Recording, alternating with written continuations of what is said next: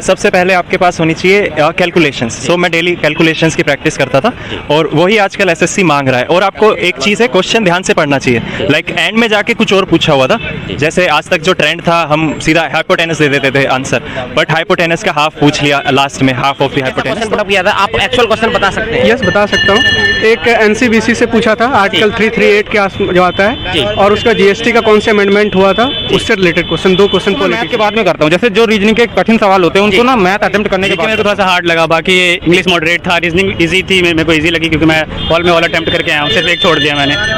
Okay भाई जी थोड़ा सा बात करें, कितना अटेम्प्ट किया और पेपर कैसा? पर मैंने जीके मेरे को मतलब आती ही नहीं, तैयारी में 52 अटेम्प्ट किया ओनली। 52 अटेम्प्ट। भाई जी कितना अटेम्प्ट कर पाए पेपर में? मैथ 75, इसके 92 अटेम्प्ट। इनके 90। प्रशांत नाम है मेरा, प्रशांत सिंह। और आज एसएससी सीजीएल की 3rd शिफ्ट में था मेरा जी। तो आई मीन पेपर जो था काइंड ऑफ कुछ सेक्शन जो थे जी, इंग्लिश का सेक्शन ऑन एन एवरेज था, अच्छा था। जी, क्वांट थोड़ी सी अबव एवरेज थी, थोड़ी सी, आई वुडंट से कि ज़्यादा थी। रीजनिंग भी ठीक ठाक थी, अच्छी लेवल की थी।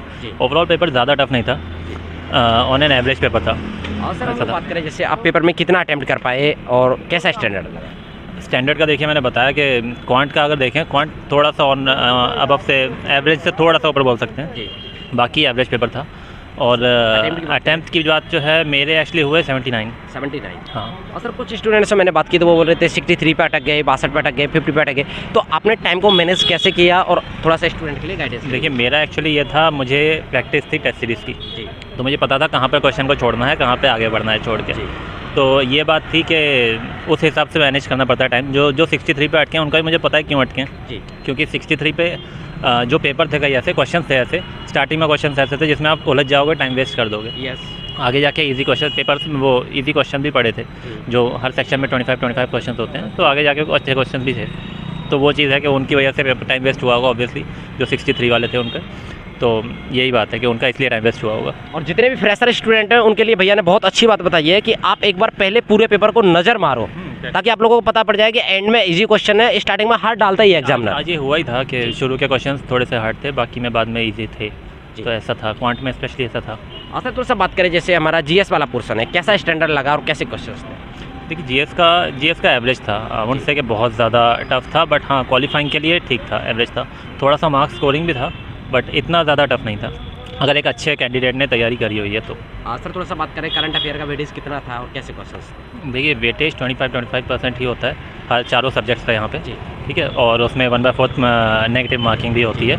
तो ऑन एन एवरेज वही चार सब्जेक्ट्स में बटा हुआ है, general awareness, reasoning, quant and English, जिसकी अच्छी है, मतलब हर सेक्शंस की कट ऑफ भी होती है वैसी।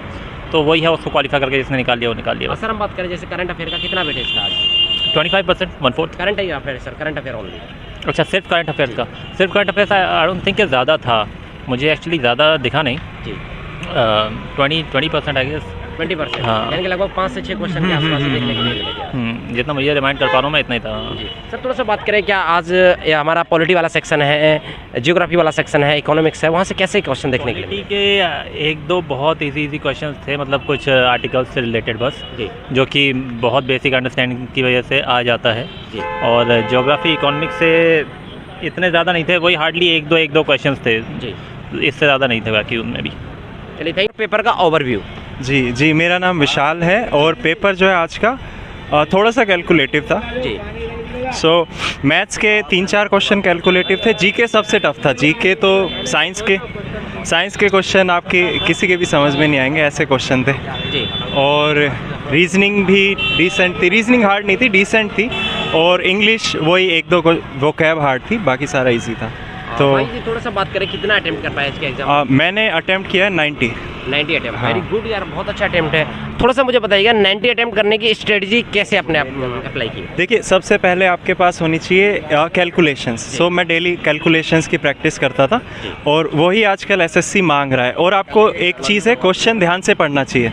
लाइक एंड में जाके कुछ और पूछा हुआ था, जैसे आज तक जो ट्रेंड था हम सीधा हाइपोटेनस दे देते थे आंसर, बट हाइपोटेनस का हाफ पूछ लिया लास्ट में, हाफ ऑफ द हाइपोटेनस, तो वो पढ़ना भी बहुत इम्पोर्टेंट था इस बार। और स्ट्रैटेजी में आप रखिए अपना जीएस दीजिए सबसे पहले और उसे फिर हटा दीजिए, फिर इंग्लिश, फिर रीजनिंग के जितने बने वो बाकी छोड़ के फिर मैथ करिए। मैथ के आप सारे बना सकते हैं अगर आपको कैलकुलेशन अच्छी है। हाँ सर, इंग्लिश का चर्चा करें थोड़ा। इंग्लिश के लिए वही आपकी नीतू सिंह आती है जो वही बेस्ट है जी। तो बस वही रीडिंग अच्छी होनी चाहिए आपकी। और जैसे सर ने 90 अटेम्प्ट किए, सर आज आपके पेपर में कितना अटेम्प्ट कर पाए? सर मैं 70 अटेम्प्ट कर पाया हूँ। 70 अटेम्प्ट। थोड़ा सा भाई जी अगर हम लोग बात करें आज करंट अफेयर का कितना वेटेज था? करंट अफेयर बहुत ओल्ड था, 2020 से क्वेश्चन आ रहे थे। एक तो लास्ट ईयर मुझसे पूछा था टेनिस प्लेयर जो सबसे ज़्यादा पैसा कमाया है, वो इस साल भी पूछा गया। अच्छा, लास्ट ईयर भी लास्ट सीजीएल में पूछा था, इस सीजीएल में भी वही क्वेश्चन आया। सबसे ज़्यादा टेनिस प्लेयर किसने पैसा बनाया है? हाँ। तो ओल्ड करंट अफेयर ही आ रहा है, नया तो बिल्कुल भी नहीं था, एक भी क्वेश्चन नहीं था। और भाई जी बात करें थोड़ा सा मैथमेटिक्स का स्टैंडर्ड समझा दीजिए क्वेश्चंस का। क्वेश्चंस कैलकुलेटिव थे। एरिया मेंसुरेशन से पूछे गए। एरिया मेंसुरेशन, अलजेब्रा, जी। इनसे ज़्यादा थे। एडवांस में ज़्यादा थी। एडवांस मैथ ज़्यादा थी। हाँ, अलजेब्रा वगैरह ज़्यादा। एक उसका हार्ड क्वेश्चन भी था, वो आपका प्रॉफिट लॉस का। प्रॉफिट लॉस के दोनों ही हार्ड क्वेश्चन थे। सर मैं थोड़ा सा बात करूँ, कुछ स्टूडेंट का ये मानना रहता है कि कभी कभी ऐसे क्वेश्चंस फंस जाते हैं जिनको हम कर सकते हैं बट टाइम टेकिंग है, ऐसे में क्या करना चाहिए और आप क्या करते हैं? देखिए सबसे पहले तो अगर आपको एक लाइन से लंबा क्वेश्चन दिख रहा है तो उसे स्किप कर दें और लास्ट में उसे आराम से करें, कैलकुलेशन में कोई मिस्टेक ना हो, बस यही है स्ट्रेटजी। आपको अगर बेसिक्स क्लियर हैं तो वो हो जाएगा।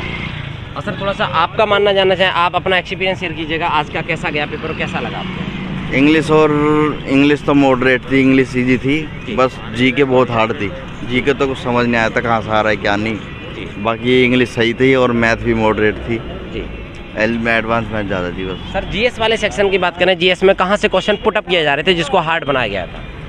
जैसे हिस्ट्री हो गया, पॉलिटी, ये हिस्ट्री पॉलिटी ज़्यादा थी, अनुच्छेद वगैरह ज़्यादा, आर्टिकल वगैरह के क्वेश्चन ज़्यादा थे जी, पर बहुत ओल्ड थे। और सर रीजनिंग की बात करें, रीजनिंग का कैसा स्टैंडर्ड लगा आपको? रीजनिंग का तो बहुत ईजी था, मैं 24-23 करके आया हूँ। 24-23 आपने अटेम्प्ट आसान आया था जी। और मैथ में तो बिल्कुल बहुत आसान थी मैथ जी। रीजनिंग भी बहुत अच्छी थी, एक क्वेश्चन ऐसा था जो मैं नहीं कर पाया, बाकी सब कुछ कर दिया है। और बड़े भाई बात करें कितना अटेम्प्ट कर पाए? मेरा 92 अटेम्प्ट है। 92, वेरी गुड अटेम्प्ट। भाई अगर बात करें आपने टाइम को मैनेज कैसे किया?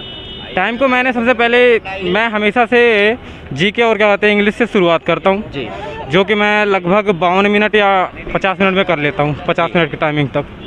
उसके बाद रीजनिंग करता हूँ, फिर लास्ट में मैथ, और रीजनिंग के क्वेश्चन जो टफ होते हैं वो सबसे लास्ट में कर लेता हूँ मैथ के जी। भाई जी अगर हम लोग बात करें, जैसे कि आपने बताया कि आप पहले मैथ और रीजनिंग को निपटा देते हैं, भाई जी अगर कुछ क्वेश्चंस ऐसे भी होते हैं जो टाइम टेकिंग होते हैं, उनको आप पहले एक साथ में अटेम्प्ट करते हैं या बाद में दोबारा से आते हैं? उसको मैं मैथ के बाद में करता हूँ। जैसे जो रीजनिंग के कठिन सवाल होते हैं उनको ना मैथ अटेम्प्ट करने के बाद करता हूँ। मैथ अटेम्प्ट करने के बाद में करते हैं जी। भाई जी थोड़ा सा बात करें, आज करंट अफेयर कितना वेटेज था, थोड़ा सा वो आप समझाना चाहें? मुझे तो कुछ याद नहीं है ऐसे करंट अफेयर में क्या आया था। कितने क्वेश्चन, लगभग 2, 4, 6 जितना भी आपको याद आ पाए? बिल्कुल ध्यान ही नहीं है। ध्यान ही नहीं। भाई जी अगर बात करें थोड़ा मैथ और रीजनिंग का स्टैंडर्ड आप समझा दीजिएगा, किस टॉपिक से कितने क्वेश्चंस थे? वैसे ही थे जैसे प्रीवियस ईयर आए हैं, कोई नया क्वेश्चन नहीं था जी। प्रीवियस ईयर वाले क्वेश्चन पूछे जा रहे हैं। थोड़ा सा टॉपिक आप बताना चाहेंगे, इंडियन टॉपिक से क्वेश्चन पूछे गए थे ज़्यादा? नहीं, वो बताना बेकार है क्योंकि सभी टॉपिक से जैसे आते हैं वैसे ही आए हैं जी। कोई स्पेशल से नहीं आया कि किसी से ज़्यादा आ गया हो, ऐसा कुछ नहीं थोड़ा है। सा आने वाले स्टूडेंटों के लिए 2 शब्दों में कुछ कहना चाहते हैं भाई, आप कैसे स्ट्रेटजी आपने प्लान करते हैं, कैसे थोड़ा